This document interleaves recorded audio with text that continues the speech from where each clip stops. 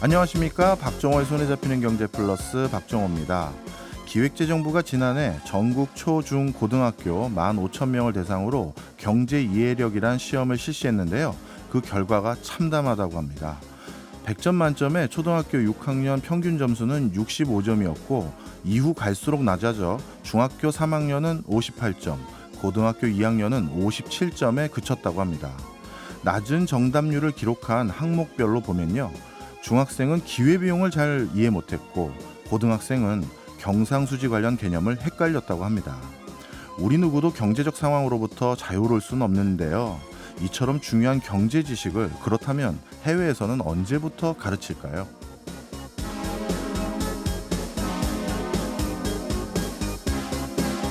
정답은 유치원 때부터라고 합니다. 경제 교육의 세부 영역을 수입, 구매, 저축, 신용, 투자, 보험 등 총 6개 영역으로 구분해서 각 영역별로 유치원에서 4학년부터 9학년에서 12학년 교육에 각각 적용하고 있습니다. 교육의 내용도 경제학 원론과 같은 이론적인 내용이 아니라 실생활 경제에 대해서 배운다고 합니다. 용돈의 개념부터 저축의 중요성 같은 것부터 시작을 하는데요. 그러다 학교를 가면 기업의 이익 추구 속성이나 정부의 수입 지출을 배우고 다시 고학년으로 올라갈수록 직업에 대해서 세부적으로 가르친다고 합니다. 직업의 의미라든가 다양한 직업, 고용주가 근로자에게 임금을 지불하는 것은 어떤 의미인지를 배울 수 있다고 합니다. 저도 가끔 지금 알고 있는 직업에 대한 지식과 경제 상식을 조금 더 일찍 알았다면 제 인생이 얼마나 달라졌을까 하는 생각도 합니다. 자녀분들 좋은 학교에 진학하는 것도 중요하시겠지만 이런 뉴스를 보면 그보다 더 중요한 것이 진짜 경제교육이 아닌가 생각해 봅니다. 2월 24일 금요일 박정호의 손에 잡히는 경제 플러스 광고 듣고 시작합니다. 이번 주와 다음 주 경제 이슈를 분석하고 전망하는 시간입니다. 리뷰 앤 프리뷰. 오늘도 박연미 경제평론가와 함께합니다. 어서 오십시오. 안녕하세요. 예. 뭐 당연히 오늘 이 소식 들고 오실 줄 알았습니다. 네. 바로 한국은행 기준금리 동결이죠. 뭐 사실 물가지표들 보면 요즘 뭐 사실 물가 잡혔다는 생각은 꼭 안 들었거든요. 네. 그래서 금리 인상을 조심스럽게 점친 분들도 많았는데 결과는 결국 동결이었어요. 왜 그랬을까요? 그렇죠. 저도 동결에 한 표를 던진 사람이었는데 예를 들어서 예. 우리가 고열이 났을 때 해열제 먹잖아요. 근데 해열제가 어른 사이에서도 몸무게에 따라서 용법 용량이 다르고요. 예. 어린이하고 어른이 똑같이 열이 뭐 38도, 39도 가도 투약하는 용량이 다릅니다. 네. 왜 그럴까요? 그게 이제 체질이 다 다르기 때문이겠죠. 버틸 수 네. 있는 한계가 다르기 때문에 지금 한국은행이나 정부가 고민하는 바는 그거인 것 같아요. 그러니까 물가냐 경기냐에서 결국 금리를 올린다는 건 왜 하는 작업일까요? 경제 상황을 개선하기 위해서. 네. 그런데 좀 더 나은 상황을 위해서 금리를 올리는 건데 여기서 더 올리면 우리 체력이 못 버틸 것 같아. 예. 뭐 해열제 투입해서 열은 떨어지는데 간이 손상될 것 같아. 이런 상황이면 요거 용법 용량 좀 조정해야 되는 거 아니야? 이런 고민을 한 것으로 보이고 그 발언을 함축한 게 어제 이창용 한은 총재의 그 통방문 발표 이후 기자회견 내용이었다고 봐요. 네. 거기에서 공식적으로 뭐 저희가 불확실성이 크고 이런 말씀을 많이 하셨는데 딱 핵심적인 내용은 이거라고 봤습니다. 안개 끼었을 때는 일단 스톱. 차량을 운전하고 갈 때 길에 안개가 자욱하면 일단 차를 세우고 도로 상황에 그러니까 노면의 정보를 파악해야 되는 게 먼저 아닌가요? 이렇게 말씀을 하시더라고요. 노면 정보란 얘기는 안 하셨어요. 이건 제가 패러프레이징 했습니다. 예. 그래서 지금 우리가 어느 상황에 어떤 길을 가고 있는지를 파악하고 그다음에 가도 늦지 않는다는 생각을 했다. 대신에 금통위원들 사이에서는 상당한 격론이 있었다. 물가가 아직 잡히지 않았는데 여기서 멈춰서는 안 된다는 의견이 있었고 좀 더 높이 가자는 의견도 있었고 안에서는 여하간 물가 잡는 데 총력을 기울여야 한다는 의견이 있었으니 일단은 멈추는데 우리가 가던 길을 완전히 멈춘 건 아니다. 시장에서 금리 인상의 종료 사인으로 받아들이지 않았으면 좋겠다라고 했습니다. 그 비유적인 표현은 결국 아직까지 경제 불확실성이 높기 때문에 금리를 일단 올리는 거는 잠깐 멈추고 숨고르기 하면서 경제 상황을 지켜보겠다 그런 발언인 맞아요. 거죠. 그게 왜 그럴까 생각해 보면 수출 안 되고 예. 내수 줄어들고 네. 그 와중에 지금 안 좋다고 말씀드리지만 앞으로는 그럼 개선될 거냐. 앞으로도 경로가 좀 험로일 것으로 예상이 되거든요. 추가로 구체적인 숫자를 좀 말씀드리게 되겠지만 결국은 지금 무역수지 적자 그리고 연간 경상수지 흑자를 장담할 수 없는 상황들 이런 상황 속에 고금리 고이자 우리가 요거 감당할 수 있을까 이런 고민이 담긴 것으로 네. 보입니다. 물론 그런 고민은 있지만 또 한편에서는 이런 지적들도 있습니다. 미국은 계속 기준금리를 올려가는 기조를 유지하고 있고 또 앞으로도 그렇겠다고 예고까지 한 상황에서 한국과 미국의 금리 차이가 더욱더 벌어지는 거 이것도 우리나라 경제를 더더욱 부정적으로 만드는 요인 아닌가요? 네. 그래서 부담스러운 부분이 있어요. 그리고 이런 부분 때문에 뭐 공식적으로 우리가 파악하긴 어렵지만 거의 매번 금통위마다 당국의 개입으로 추정되는 그 외화 매도 물량이 좀 풀립니다. 어제도 그래서 우리가 금리를 동결했음에도 불구하고 환율이 1,300원 미만에서 마감을 할 수 있었던 게 그런 미세한 조정이 있었기 때문으로 네. 파악이 되거든요. 환율에 대한 부담이 일단 있는 거고 미국은 금리 올리고 한국은 금리 동결한다. 일단 격차가 지금 이미 1.25% 포인트 나는데도 불구하고 미국은 더 갈 것이 거의 자명하잖아요. 네. 지금 미국에서 전망하는 금리의 방향성이 페드워치라고 이게 뭐 일종의 설문조사 같이 인식하셔도 되는데 앞으로 미국 금통위가 금리를 얼마나 올릴까요? 라고 물어봤을 때 0.5를 올리겠어 설마 이렇게 사람들이 보다가 이번 주 들어서는 0.5 올릴 수도 있을 것 같은데 하는 의견이 전체 25%, 음. 0.25는 무조건 올려 이건 74%.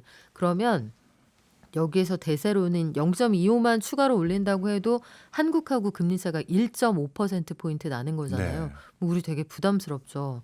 부담스러운데 아마 한국은행이나 정부가 대놓고 이야기하지 않는 것 중에 하나는 금리 올라가고 물가가 올라가면 우리가 물가를 올리는 요인이 공급 사이드의 요인이 있고 수요 사이드의 요인이 있잖아요. 네. 아마 수요가 알아서 좀 줄어들지 않을까 음. 이런 생각도 하는 것 같아요. 그리고 1월 달에 우리가 소비자 물가 상승률이 다시 5% 위로 올라갔던 데에는 공공요금 상승이 상당한 영향을 예. 미쳤는데 이 스케줄을 어쨌든 하반기로 미뤘으니까 상반기에 수요 조절이 좀 되고 이 공공요금 인상 스케줄을 하반기로 미루면 수요는 감소하고 연간 전체적인 전체 평균은 맞출 수 있지 않을까?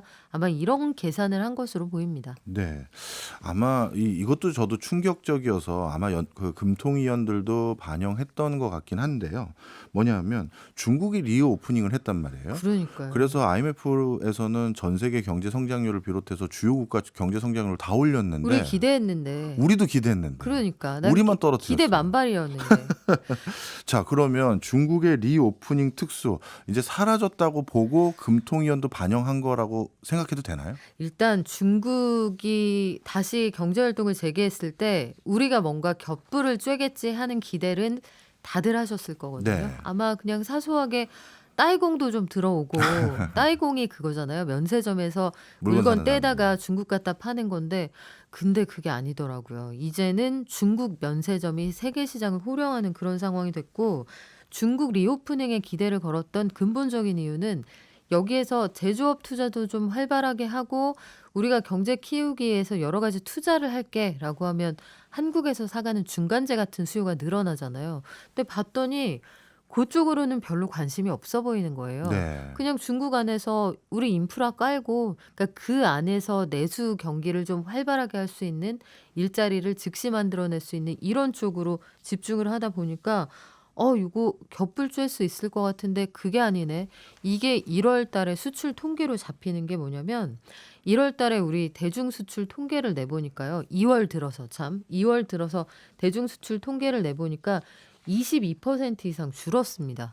보통은 중국의 경기가 살아난다 하면 우리도 수출이 그에 비례해서 늘어났었거든요. 그래서 중국이 문 닫는다고 하면 우리가 아무것도 잘못 안 했는데 국가 부도 위험, 통화신용 수합이라는 게 그냥 올라가고 그랬었어요. 네. 그저 중국이 문을 닫는다는 것만으로 그러면 열면은 좋아져야 되잖아요. 그렇죠. 근데 그 상관성이 상당히 떨어지고 있거나 이게 파악이 되는 상황이고 덧붙여서 반도체 경기가 살아나지 않는다. 그리고 생각보다 나쁘다 해서 반도체 수출도 2월 들어서 44%가 줄었습니다. 대부분 중국의 수요처가 있기 때문에 이 두 가지 상황 종합하면은 정부도 굉장히 긴장을 할 만한 상황인 거죠. 그러면 말씀 듣고 보면 중국에 대한 수출이 제대로 진행되지 않고 있는 상황에서 어떻게 보면 무역 수지 적자가 더욱더 뚜렷이 네. 전개될 흐름이 많은데 이런 무역 수지 적자까지 고려한다면 기준금리는 오히려 올려야 되는 판단이 더 적합하지 않을까요? 글쎄 이게 그러니까 두 가지 변수를 함께 고려하게 되는데 어제 예. 한국은행이 했던 되게 중요한 일이 하나는 금리를 동결한 거지만 다른 하나는 성장률 전망치를 끌어내린 겁니다. 예. 성장률 전망치를 끌어내릴 때 보통 기존에 우리가 해왔던 정책들은 완화적인 정책이잖아요. 우리 성장 좀 어려울 것 같으니까 돈 좀 풀자. 혹은 우리 긴축하려고 했던 거 조금 미루자. 보통 그렇게 스케줄이 흘러가 왔는데 지금 물가도 고민인데 성장은 안 될 것 같고 사실은 우리 되게 오랜만에 가보는 길이거든요. 네. 그러면 무역수지 적자 속에서 수출 안 좋을 것 같은데 내수까지 위축되고 기업이 고금리에 돈 꾸고 이러면은 우리 그 진퇴양난이야. 일단 내수는 살리고 보자. 어제 내린 결론은 저는 그래서 그 영화 신세계 살려는 들을게. 음. 딱 그 상황이 아니었을까 싶어요. 우리가 자신 있어서 동결했다라기보다는 우리 버티기가 좀 어렵다. 일단 한 템포 쉬고 가자. 그렇게 받아들였고 무역 적자가 말씀하신 것처럼 규모가 큽니다. 올해 들어서 지금 1월부터 2월까지 2월 20일까지 통계를 내보면 올해 들어서 51일 동안 낸 무역 적자의 규모가 작년 연간 무역 적자의 약 40%예요. 근데 작년에 우리가 무역 적자를 아주 오랜만에 내기도 했지만 그게 우리 개국하고 무역한 다음에 가장 큰 규모의 적자였거든요. 그러면 이 숫자가 참 무겁죠. 음. 말씀을 듣고 보니까 딱 그렇게 결론이 나네요. 하느니 물가를 잡았다라는 자신감은 전혀 없으나 그리고 한미 간의 금리 격차도 걱정은 되나 지금 내수 경제를 비롯해서 우리나라 국내 경제가 너무 취약하다 보니 금리를 올릴 자신감이 없었구나. 저는 음. 이렇게 이해가 됩니다. 그래요. 체력이 좀 버티기 어려웠던 것 같아요. 네. 자, 그런데 말씀 듣고 보니까 정말 수출마저 수출 먹고 사는 나라에서 수출마저 지금 먹구름이 낀 게 아닌가 생각이 들어요. 만약에 수출 안 되면 우리 뭐 대안이 있을까요? 수출해야죠. 네. 그래서 지금 정부도 수출 정책을 연끌하는 중입니다. 그러니까 예. 정책을 연끌한다는 느낌이 어제 딱 들었는데 어제 청와대에서 4차 수출 전략 회의라는 걸 열었어요. 아니 이거 전략회의 연다고 수출이 되는 게 아닌데 뭐 원 플러스 원 뭐 이런 겁니까? 그러니까 제가 보기에는 아무것도 안 하긴 뭐 하잖아요. 아. 그러니까 긴장감은 있고 뭔가 예. 대안은 필요한데 뭔가 해보자 하는 분위기 조성은 또 관에서 할 필요하고. 때 필요한 측면이 있거든요. 그래서 어제 청와대에서 내놓은 결론이 뭐였느냐. 올해 수출 목표를 지난해보다 0.2% 늘어난 6,850억 달러까지 해보자. 네. 근데 이게 참 시장의 전망하고는 엇갈리는 게요. 시장 전망은 작년하고 비교한 올해 수출이 최소한 4.5%는 줄어들 거다. 이게 시장의 중론이에요. 예. 근데 정부가 가지고 있는 계획은 0.2% 늘려보겠다는 건데 물론 정부가 제시하는 전망치에는 항상 현실과 그 희망을 함께 반영을 하고 있습니다. 네. 그런데 정부가 이걸 우리는 그냥 의지만 가지고 끌어갈 거야 이게 아니라 우리 나름대로 생각을 해보니 우리가 수출을 늘릴 만한 구석이 몇 군데 있어. 그중에 하나가 K 콘텐츠였어요. 예. 패션이나 관광이나 식품, IT 이쪽으로 우리가 수출액을 늘려보겠다는 건데 K 콘텐츠 관련해서는 뭐 어느 정도 우리가 경쟁력을 가지고 있는 것들이 있습니다만 사실 이거 이외에도 아마 최근에 디스플레이 주가가 왜 오르나 이런 것도 궁금하신 분들 계실 텐데 지금 한 10거래일 이상 계속 오르거든요. 예. 요 디스플레이나 아니면 배터리 관련해서 정부가 거의 정책적으로 재정을 풀면서 사관학교처럼 인재 사관학교, 그러니까 뭐 배터리 사관학교 같은 것들도 만들고 디스플레이 만드는 기술을 국가 전략 기술로 지정을 해서 팍팍 밀어준다 이런 계획도 가지고 있습니다. 예. 이게 신성장 4.0이라는 계획인데요. 지난해 12월부터 입안을 해서 지금 이걸 구체화하겠다. 그러니까 우리가 수출을 늘릴 수 있는 모든 분야를 다 찾아내겠다. 수출에 특화된 책임관까지 임명을 하겠다. 어제 그런 이야기가 나왔습니다. 이건 달리 이야기하면 우리가 수출이 그만큼 어렵다는 방증이기도 하죠. 저도 말씀을 딱 듣고 보니까 정부의 정책적인 목표는 이해가 되나 이런 목소리가 이렇게 절박한 수준으로 나왔다는 건 앞으로도 수출이 녹록지 않겠다라는 반증인 것 같고 그쵸. 그렇다면 다시 환율이 지금도 벌써 1,300원대에 왔는데 이러다가 올해 내내 1,300원대를 넘나드는 거 아닌가라는 걱정마저 있는데 자, 이런 대목에 대해서도 혹시 어제 하는 총재가 뭐라고 말씀하신 게 있나요? 한국은행 총재에게 그 질문이 당연히 있었어요. 예. 지금 금리 차가 이미 1.25인데 앞으로 미국은 금리 더 올릴 것 같다. 뭐 최소한 1.5, 더 벌어지면 뭐 2까지도 보는데 환율 어떻게 하느냐라고 했더니 하는 총재의 기본적인 대답은 이거였어요. 환율이라는 게 금리 차만으로 움직이지 않습니다. 음. 기본적으로 그런 스탠스를 유지를 하고 있었고 이거는 이창용 하는 총재가 취임 당시부터 일관되게 했던 이야기인데 다만 과도한 쏠림 현상은 경계하겠습니다. 그러니까 환율이 급등락할 가능성은 열어두는데 지금의 상황이 그렇게 장기적으로 갈 거라고 보는 것 같지는 않더라고요. 뉘앙스는. 근데 지금 환율이 말씀하신 것처럼 보름 사이에 80원 정도 올라서 1,300원 선을 넘나드는 상황인데 이게 환율이 올라갈 가능성이 크다라고 얘기를 하지만 사실 대외 거시 변수를 생각해 보면 작년하고 크게 달라진 게 없거든요. 네. 근데 1,220원대까지 갈 때에도 크게 좋아진 게 없는데 떨어졌단 말이에요. 예. 이게 그래서 저는 그냥 시장 자체의 비열이 굉장히 낮구나. 음. 이러다가 또 어느 순간 언제 그랬냐는 듯이 뚝 떨어지는 상황도 벌어질 수도 있지 않을까 이런 생각이 들어요. 네. 하긴 뭐 시장 상황이라는 게 기준금리만 보고 움직이는 거면 우리 다 기준금리만 쳐다보고 있게요. 그죠? 네. 예. 알겠습니다. 자, 이번에는 프리뷰 한번 해보도록 하겠습니다. 좀 전까지 말씀 나눈 것처럼 기준금리는 이제 동결했으니 뭐 대출 받으신 분들 한시름 낫겠다 생각을 했는데 요즘 시중에 대출금리는 다시 오르고 있다고요. 대출금리가 변동대출금리는 3년물 은행채에 연동해서 대출금리 상품을 구성하는 것들이 많잖아요. 근데 이게 최근에 환율 상황을 고려를 해서 네. 그러니까 환율이 오른다는 거는 채권 시장에서 채권 금리가 오른다는 뜻이잖아요. 그러니까 채권 비싸게 팔아야 사준다는 얘기니까 채권 가격이 그동안 이 괜찮아지는 거 아니야 했는데 불과 한 일주일 사이에 채권 금리가 확 뛰더라고요. 이게 대외 환경이 불안하다. 긴축 끝난 거 아니구나. 이런 느낌이 반영이 된 것으로 보이는데 일부는 좀 튀는 숫자가 그래서 있습니다. 시장의 금리가 굉장히 혼란스러운 게 은행들은 의지를 담아서 내리고 있어요. 경쟁적으로 카카오뱅크, KB 뭐 이런 곳들 우리 0.35에서 많게는 뭐 한 0.5까지도 내려드릴게요. 이런 계획을 이미 밝혔고 우리은행도 우대금리로 저희 내려드릴게요 밝혔고 다른 은행들도 여기 저희도 참가할게요라고 했는데 도매금리가 약간 오르는 느낌이 있거든요. 이게 추세가 될 건지 좀 지켜봐야겠지만 금리가 시장에서 교란되고 있다 이런 지적이 뭐 한동안은 계속 될 것 같아요. 네. 사실 은행들이 요즘 발빠르게 대출금리 낮추는 이유가 본인들이 철퇴 맞을까 봐 그런 것도 있는 것 같아요. 이미 맞은 거 아닌가 싶기도 하고요. 정부에서 뭐 은행 공공재다라는 발언 이후 대출금리 뭐 지금 부랴부랴 낮추고 있는데 뭐 그러면서 동시에 뭐 은행권의 그동안의 관행도 개선하겠다라는 뭐 TF팀도 출범한다고 합니다. 네. 뭘 어떻게 개선한다는 얘기인가요? 이게 으름장의 현실화인데 예. 은행권 영업 관행 제도 개선 TF가 이미 출범을 했습니다. 중점 과제는 두 가지예요. 금리를 어떻게 하면 내려줄 수 있을 것이냐. 다른 한 가지는 어떻게 하면 이 보수 체계를 바꿔서 지나치게 성과급 잔치한다 이런 얘기가 안 나오게 할 것이냐.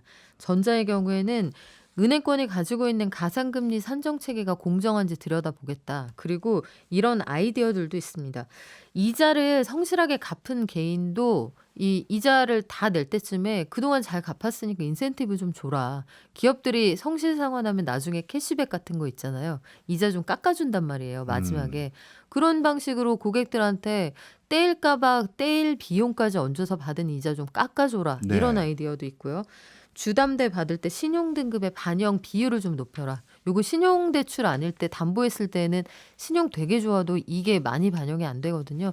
이런 아이디어들이 좀 나오고 있는 상황이고 굉장히 취약한 차주들은 원리금 탕감까지 우리 고민을 좀 하자. 반면에 보수체계 개선안은 은행이 자체적으로 앞으로 어떻게 해나갈 거냐. 성과급 중심으로 바꿔나가겠다. 이런 계획이 좀 나올 것으로 보입니다.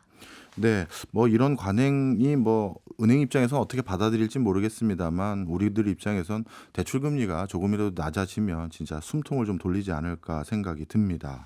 그러면서 자연스럽게 은행의 돈잔치 규모에 대해서도 뭔가 변화가 있을 것 같아요. 기준금리 하나 가지고도 네. 오늘 뭐 더 여쭤보고 싶은 거 많았는데 뭐 이거 가지고도 그냥 시간 꽉 찼습니다. 아, 예. 정말요? 아쉽네요. 뭐 다음 주를 또 저 기대해 2부에도 봐야죠. 있으면 안 되나요? 저도 같이 있고 싶습니다. 알겠습니다. 지금까지 박연미 경제평론가였고요. 고맙습니다. 고맙습니다. 저희는 광고 듣고 2부에서 다시 돌아오겠습니다. 따끈따끈한 지구촌 소식을 발빠르게 전해드리는 시간이죠. 글로벌 리포트 시간입니다. 오늘도 제 옆에는 해담경제연구소의 어혜진 소장님 나와 계십니다. 어서 오십시오. 네, 안녕하세요. 네, 오늘은 또 어떤 나라 살펴보나 했더니 모처럼 아프리카 또 가는 것 같습니다. 아프리카 갑니다. 예, 저는 남아프리카 공화국 저도 몇 번 갔었었는데 네. 전기가 안 들어와서 국가 비상사태를 선포했다고요? 예, 그렇습니다. 그 정도 수준의 국가는 아닌데 이게 무슨 일인가요? 이게요, 지금 남아공에서 요즘 하루에 16시간만 전기를 쓸 수 있어요. 그러니까 하루에 8시간은 전기가 안 들어온다는 거죠. 예. 8시간 내내 전기가 안 들어오면 안 되니까 2시간, 2시간, 그리고 좀 있다가 4시간 뭐 이런 식으로 전기를 끕니다. 전기가 모자라기 때문에 일부러 그렇게 하는 건데 전기가 안 들어오면 좀 불편하겠다 이렇게 생각할 수 있는데 이게요. 다른 기사에서는 이렇게 얘기를 하고 있어요. 당신이 생각하는 것보다 정전이 경제에 미치는 영향이 굉장히 크다라는 제목도 있었거든요. 뭐 예를 들면 이런 겁니다. 돈을 보내야 되는데 은행에 전기가 안 들어오니까 못 보내죠. 네. ATM 전기 안 들어오면 못 보내죠. 네. 신용카드 단말기 꺼지면 카드 못 긁죠. 그렇네요. 도로의 신호등 어떻게 되겠어요? 아, 그것도 전기죠? 그죠? 그 냉장고에 음식물들은 당연히 다 부패하겠고 뭐 농사를 지으려면 물로 전기 끌어올려야 되는데 안 되니까 농사도 못 짓고 그 전기 없이 되는 게 하나도 없어요. 심지어는 장례식장에서도 단축을 해서 시신을 빨리 묻어라, 매장해라 이렇게 정부가 권고하고 있어요. 그 냉동 시설을 계속 틀 수가 없으니까. 네. 그리고 이 전기가 그래서 들어올 때는 일도 빨리 하고 인터넷도 볼일 빨리 봐야 되고 네. 밥도 빨리 해놓고 그래야 되는 상황인 거예요.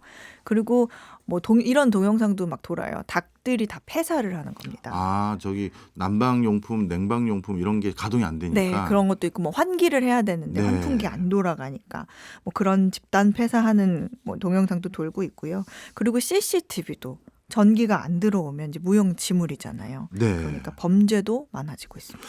특히 저는 마지막 말씀하시는 게 되게 걱정인데요. 남아프리카 공화국은 네. 범죄가 상당히 만만치 않거든요. 아, 네. 그런데 CCTV 안 들어왔다 이런 것들은 범죄를 하려는 사람들에겐 가장 절호의 그렇죠. 찬스로 생각될 것 기회죠. 같은데 네. 참 걱정이 많아진 것 같습니다. 그리고 네. 진짜 전기 안 들어오니까 별의별 일이 다 생기네요. 네. 저 근데 갑자기 궁금해요. 그러면 왜 갑자기 이렇게 전기를 단축해서 쓰는 이런 상황까지 벌어진 거죠? 사실 이거는 갑자기가 아니라 남아공에서는 이런 짧게 정전되는 상황들이 최근 5년간 계속 있었습니다. 그러다가 요즘에 그 정도가 더 심해진 거고요. 이유는 발전 설비가 고장이 났는데 고칠 돈이 없다는 거예요. 그런데 이 설비도 갑자기 고장난 게 아니라 수명이 점점 하다 다 돼서 발전소를 새로 지어야 되는 상황인데 발전소를 지을 돈이 없으니까 미루다가 오래된 발전소 하나 다운되면 전기가 확 부족해지고 그러면 또 순환정전해야 되고 그럴 수밖에 없는 그런 구조입니다. 그러면 그 정도 이 나라 아닌 것 같은데 왜 돈이 없느냐. 남아공도 남 얘기 같지가 않은 게요. 우리나라 한전처럼 예. 에스콤이라는 국영 기업이 전기를 생산해서 집으로 보내주는 일을 하는데 이 회사가 계속 적자가 누적이 되고 있어가지고 아무것도 되는 일이 없습니다. 네. 직원 월급도 그렇고요. 뭐 파업을 하고 파업을 하면 전기가 더 안 만들어지고 그런 악순환도 있고요. 석탄 발전소가 대부분인데 석탄 살 돈도 없는 상황이라서 그렇습니다. 야, 어쩌다가 국영기업이 이렇게까지 됐냐라고 물으면 그때부터 이제 설명의 입장이 다 다르죠. 네. 예, 근데 남아공 내에서는 이제 대체적으로는 남아공의 전직 대통령이 부패로 나라를 엉망으로 만들어서 그때 뭐 공기업이고 발전소고 다 방만해지고 적자로 빠졌다. 그 결과 계속 걸핏하면 이렇게 정전이 되고 있는데 한두 해도 아니고 갈수록 심해지고 있다. 뭐 이런 얘기가 있고요. 또 발전소를 새로 지었는데 작동을 안 하고 알고 보니까 부품을 빼돌린 부패 때문인데 대통령부터 부패를 하니까 이걸 없애기 어려운 구조다. 이런 얘기가 있습니다. 네. 어떻게 보면 뭐 일순간 요즘 전 세계적으로 물가 올라서 뭐 외화 부족하고 이런 일시적인 현상이 아니라 남아공의 지금 전기 부족한 현상은 약간 구조적인 요인도 같이 섞여 있는 것 같긴 네. 합니다. 자, 그럼에도 불구하고 일단 석탄 발전소가 많으면 부품 좀 뭐 부패로 빼돌리는 거야. 이제 확인됐으니까 사다 네. 붙이고 네. 그다음에 석탄 정도는 사서 조달해 올 수 있는 수준의 경제 규모의 나라인데 그게 잘 안 되나요? 이게요, 굉장히 큰 반전이 있습니다. 남아공은요, 놀랍게도 석탄이 아주 많이 생산이 되는 나라인데 아니 내부에 석탄도 많은 나라예요. 아프리카 석탄의 95%가 남아공에서 나옵니다. 그런데 이 석탄 캐는 탄광도 오래되면 이 더 캐기가 힘들어지고요. 그러면 다른 석탄 탄광을 또 개발해야 되는데 요즘 또 친환경 정책 때문에 네. 이 석탄 탄광 개발이 자꾸 미뤄지면서 석탄도 부족한 상황이 됐습니다. 근데 문제는 이런 상황이 어떤 총체적 난국이라고도 할 만큼 이제 깊게 꼬여 있는 거여서 어떻게 해야 이 문제의 실마리를 좀 해결할 수 있을까 하는 그런 답을 오히려 지금 찾지 못하고 있는 상황입니다. 네, 뭐 이억만리 남아공의 소식을 전해주신 거긴 하지만 네. 우리 경제에도 굉장한 시사점이 많네요. 그렇습니다. 아직도 우리도 석탄이나 석유, 그다음에 LNG 등의 의존 비율이 높은 상황이고 네. 그것을 조달하는데 가격도 자꾸 올라가는 상황에서 그렇죠. 정말 이런 거 잘 풀지 못하면 어떤 일이 일어날 수도 있는지 타산지석으로 삼아야 될 사례인 것 같습니다. 자, 이번에는 중국 얘기 한번 해보려고 하는데요. 네. 얼마 전에 중국이 인도에게 세계 인구 1위 타이틀을 내줬다. 이거 아마 많은 분들이 기억들 하실 것 같은데요. 네. 그러면 이제 중국 인구가 예전 같지 않게 감소하기 시작했다. 이렇게 볼 수 있을 것 같은데 그러면 이제 중국도 우리처럼 출산율을 좀 올리기 위해서 뭔가 뭐 장려 정책 이런 걸 만들었을 것 같아요. 그렇죠. 근데 이게 중국에서 하나가 최근에 나왔는데 중국 네. 전체는 아니고요. 그 스촨성 지방정부가 지난 15일부터 결혼하지 않은 사이에서 태어난 자녀도 호적을 등록할 수 있도록 했습니다. 근데 스촨성이 중국에서 5번째로 인구가 많은 곳이거든요. 한 8,300만 명 정도 되는데 지금까지는 어땠냐면 기혼자만 2자녀까지 출생 네. 신고가 가능했어요. 그런데 앞으로는 부모가 결혼 상태가 아니어도 되고요. 신고를 할 때 출생아 수를 제한했던 것도 폐지가 됐습니다. 전 이것도 되게 이해가 안 갔거든요. 네. 어쩌다가 부부 금술이 좋아서 네. 셋째가 생기면 뭐 주민등록 등본을 안 만들어 주는 건지 참 낭망한 그런 제도인데. 친구들 많다고 그렇더라고요. 실제로 있습니다. 예. 예. 자, 그래서 스촨성은 그러면 이제 모두 다 받아주는 거네요. 네, 그러니까 자녀가 있는 모든 국민은 출생 신고를 해야 한다로 규정이 바뀐 겁니다. 그러니까 미혼 부부들이 아이 가지세요 하고 이렇게 장려한다기보다는 오히려 한부모의 권리를 좀 보호하고 네. 인정을 해줘서 그동안에는 결혼한 부부에게만 제공되던 뭐 출산 관련 뭐 의료비 지원이라든지 뭐 유급 휴가라든지 이런 걸 똑같이 받을 수 있도록 한다는 건데요. 요즘은 우리도 그렇지만 중국에서 결혼하는 사람이 많이 줄고 있기 때문에 이 방법이 더 효과적일 수 있다는 겁니다. 네. 그래서 그러면 네. 수천성 말고 다른 성도 비슷한 제도 할 것 같아요. 그렇습니다. 그래서 뭐 광둥성, 뭐 산시성, 안우이성도 지난해 각각 미혼자의 자녀 등록을 허용하기 시작했어요. 근데 중국은 뭐 우리도 그런 부분이 있지만 오랜 시간 동안 이 결혼하지 않은 상태에서 낳은 아이를 호적에 올리는 게 금지되어 왔는데 네. 지난 2000년에서 2010년 사이에 태어난 미혼 자녀들이 적어도 한 1,100만 명이 넘는 것으로 보고 있습니다. 숫자도 많네요. 뭐 워낙 전체 인구가 많아서도 예. 있지만 근데 이 아이들은 의료보험을 비롯한 공공서비스 받을 수 없죠. 그러면 공립학교에도 다닐 수 없겠죠. 그리고 부모도 아이를 낳았지만 출산 휴가 자격도 없습니다. 네. 무엇보다 이제 우리랑 비슷하다고 한 게 이런 부분이었는데 혼외 출산, 뭐 동거라는 것에서 굉장히 비판적이고 보수적인 그런 나라로서 이런 내용들을 상당히 좀 어떻게 보면 대담한 조치다. 중국이? 라고 할 수 있는 거예요. 그리고 다른 정부가 내놓은 대책들 중에 하나 또 소개를 해드리면 그 정자를 기증한 사람에게 네. 돈을 주는 현금을 네. 주는 조치도 시행을 하고 있다고 합니다. 예. 근데 이런 것들은 사실 좀 늦은 감이 있지만 어떤 중국이라는 나라가 요즘 젊은이들이 생각하는 좀 새로운 가치, 어떤 근본적으로 바뀐 사회의 풍조를 좀 수용했다. 이렇게 볼 수 있습니다. 중국이란 나라는 본인들이 생각한 가치를 지키기 위해서 굉장히 법과 제도가 엄격한 면도 있는 부분이 있는데 네. 이 혼외 출산이라든가 동거 이런 것들은 굉장히 비판적이었던 문화인 걸 저도 알고 있거든요. 네. 그런데 그런 과정에서 이렇게 제도를 급변하게 바꾼다는 건 그만큼 중국도 요즘 인구 감소가 걱정이 많은가 봅니다. 정말 심각하죠. 뭐 다른 나라도 그렇지만 그 세계에서 두 번째로 큰 경제 대국인 중국의 가장 큰 고민은요. 인구 감소, 출산율 감소죠. 그리고 급속한 고령화입니다. 올해 중국 인구가 60여 년 만에 처음으로 감소한 해라고 하잖아요. 인구가. 그 2016년에 그래서 그 한 자녀 제한 폐지를 했었고 네. 그다음에 2021년에는 세 자녀까지 낳도록 장려도 했는데 그럼에도 불구하고 중국의 유아 수는 매년 감소를 하고 있습니다. 결혼을 하겠다는 사람이 있으면 그 사람은 최대한 늦게 한다고 하고요. 예. 그다음에 결혼 정년기에 그 청년들의 전체 풀 있죠. 예. 그 풀도 매년 계속 줄어드는 건데요. 그 요즘 적지 않은 나라에서 그 특히 젊은 여성들이 결혼과 출산이라는 거를 잠재적인 장애물로 인식하는 경향이 더 많아지고 있기는 하죠. 근데 중국도 마찬가지인데 출산이 가능한 이 가임 연령의 여성 숫자가 상대적으로 적습니다. 왜냐하면 예전에 그 한 자녀 정책을 할 당시에 이왕 낳을 거면 무조건 아들 이런 게 있어가지고 그 아이들이 지금 이제 결혼 정년기 또는 출산 가능한 나이대인데 그런 남아선호 사상 때문에 남자들은 많은데 아이를 낳을 수 있는 가임 여성은 굉장히 적은 상황이 된 거죠. 네. 결혼하지 않은 커플 사이에서 태어난 자녀들에게 호적 등록해 주는 걸 중국이 허용했다고 말씀해 주셨잖아요. 네.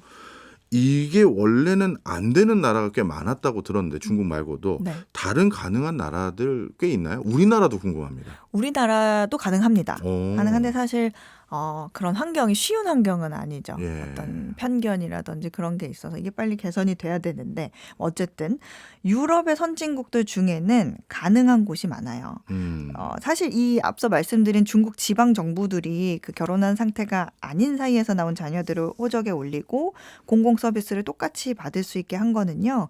유럽의 선례를 따라했다고 보시면 됩니다. 예. 그 유럽 국가들이 90년대 이럴 때 출산율이 갑자기 급격하게 떨어지는 시기가 있었거든요.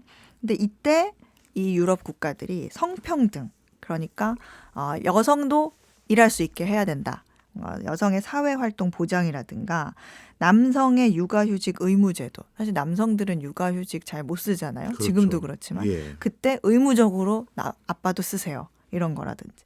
뭐 다른 면에서는 가족이라는 범위를 조금 더 넓게 정의하는 그런 어떤 사고의 전환을 통한 정책들을 다양하게 펼치면서 뭐 혼인이나 혈연으로 구성된 가족이 아니라도 그 가족의 다양성을 인정해야 되고 차별받지 않아야 된다. 이런 공감대가 생겼습니다. 이게 점점 누적이 잘 됐고요.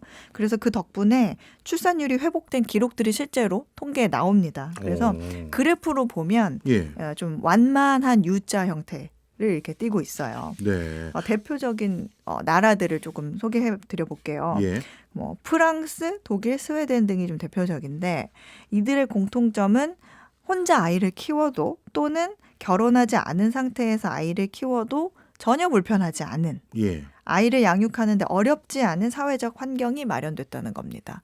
그러니까 뭐 싱글맘, 싱글데디 이런 거에 대한 사회적 편견이 없고 어떤 경제적으로도 그렇게 굉장히 힘들지 않게 하는 그런 지원책이 있다는 건데요. 이게 사회적 편견만 없앤다고 키울 수 있는 게 아니라 싱글맘이나 싱글 데디 같은 경우 네. 뭔가 국가에서 뭐 제도적인 뒷받침도 있어야 되지 않을까요? 맞습니다. 그래서 프랑스 사례를 좀 말씀을 드리면 1990년대에 프랑스에 동거하는 커플들이 급증을 해요. 예. 그래서 결혼하지 않은 사이여도 그러면 가족수당, 사회보장급여 이런 걸 결혼한 가구와 동일한 혜택을 주는 제도를 도입했거든요.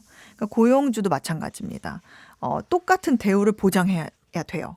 그래서 이런 제도를 펼치고 나니까 프랑스는 물론 고령화 비중이 좀 높기는 합니다만 현재 여성 한 명이 평생 낳을 것으로 예상되는 자녀 수죠. 이 합계 출산율이라고 하는데 이게 G7 국가 중에 가장 높은 1.8명입니다.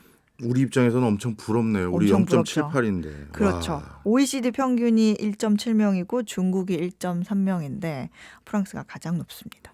그래도 이렇게 뭔가 제도 마련하고 편견 없애니까 다시 낫는 분위기로 바뀌긴 하는군요. 네. 예, 이런 것들도 우리가 좀 연구를 해봐야 될 것 같습니다. 저는 오늘 가져오신 소식 중에 이 마지막이 제일 궁금했습니다. 요즘 과학자들의 관심 있는 분야 중에 하나가 소변 재활용이라고 하는데 네. 뭐 영어로 피사이클링? 이게 뭔가요? 이게요. 제가 이런 말씀 한번 드려볼게요. 하루에 성인 한 명이 내보내는 소변으로 빵을 한 덩어리 만들 수 있다고 하면 믿어지세요? 이야, 이거 대박인데요? 이게 정확하게 말하면 성인 한 명이 내보내는 소변으로 밀을 키우면 예. 그 밀에서 나오는 밀가루로 빵 한 덩어리를 만들 수 있다 이런 뜻입니다. 예. 근데 뭐 밀은 소변만으로는 자라지 않고 햇볕도 받아야 되니까 소변이 빵 한 덩어리를 다 만드는 건 아닌데 그 소변에는 식물이 잘 자라게 만드는 질소, 인, 칼륨 같은 영양소가 꽤 있어요. 왜냐면 그걸 섭취해서 나온 거니까. 네. 그래서 이게 사실은 우리 예전에 할머님들이 밭에 이렇게 퇴비 주셨던 그런 게 다 네. 깊은 뜻이 있었던 거예요. 네. 그런데 이 소변이 좋은 건 아는데 예. 재활용되지 못하고 그냥 흘러가면서 정수 비용만 들고 재활용할 방법이 없는 그런 상황이잖아요. 네. 그리고 또 아프리카에서는 또 비료 수입할 돈이 없어서 농사를 못 짓고 있으니까 이런 개념이면 좀 아깝다라는 생각을 한 거죠. 듣고 보니까 뭐 예전에 우리도 이제 활용했던 방법이기도 하고 네. 충분히 그럴싸한데 문제는 이걸 모아야 되잖아요. 그렇죠. 그 담당 공무원들이 돌아다니면서 한 컵만 주세요 할 수도 없고 네. 이건 뭐 어떻게 하는 겁니까? 그래서 이 고민을 해결하기 위해서 해외에서는 요즘에 몇몇 스타트업들이 이런 기술을 개발하고 있는데 네. 프랑스의 투피오라는 회사는 이 소변을 따로 분리해서 모아두는 공간을 가진 화장실을 만들어가지고 공공 화장실부터 설치를 하기 시작했고요. 네. 이거는 이제 그 보관함이 다 차면 빼서 차로 실어가는 그런 거고 또 스웨덴의 그 세니테이션 360이라는 회사는 변기를 하나 개발을 했는데 네.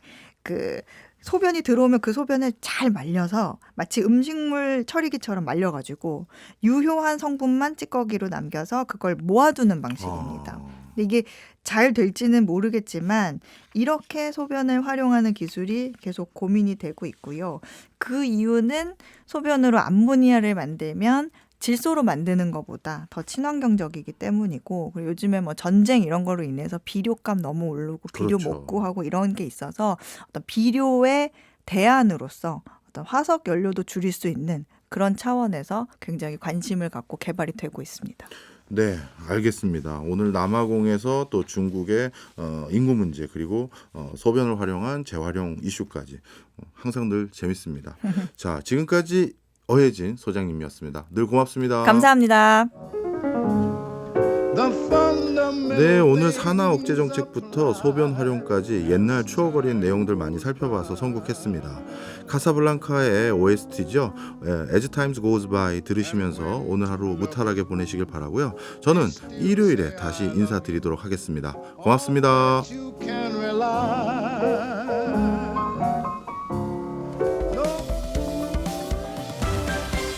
경제 생활의 플러스가 되는 아주 경제적인 시간. 박정우의 손에 잡히는 경제 플러스.